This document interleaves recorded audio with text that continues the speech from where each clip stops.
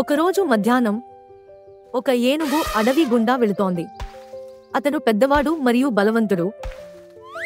కానీ ఈరోజు అతనికి ఒక సమస్య ఉంది.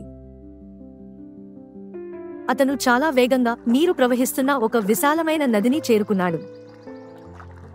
అరెరే, నేను ఎలా దాటిపోతాను అతను అనుకున్నాడు.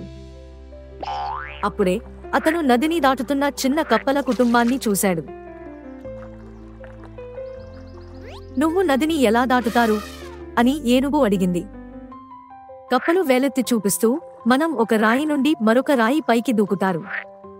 ఏనుగు చిన్న రాళ్ల వైపు చూసింది మరియు అతను నిట్టూర్చి, కానీ నేను చాలా పెద్దవాడిని, మీలాంటి చిన్న రాళ్లపై నుండి నేను దూకలేను.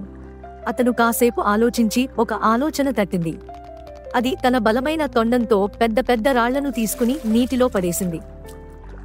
ఒక్కొక్కటిగా రాళ్లు నదికి అడ్డంగా దృఢమైన మార్గాన్ని ఏర్పరిచాయి. ఇప్పుడు నేను సురక్షితంగా దాటగలను. అతను నవ్వి ప్రతి రాయిపై జాగ్రత్తగా అడుగుపెట్టి అవతలి వైపుకు చేరుకున్నాడు. కప్పలు చేతులు చప్పట్లు కొడుతూ, మీరు చాలా తెలివైనవారు. ఏనుగు నవ్వి, పెద్దదైనా చిన్నదైనా తెలివితేటలు మాత్రమే అన్ని కష్టమైన పనులను సులభతరం చేయగలవు.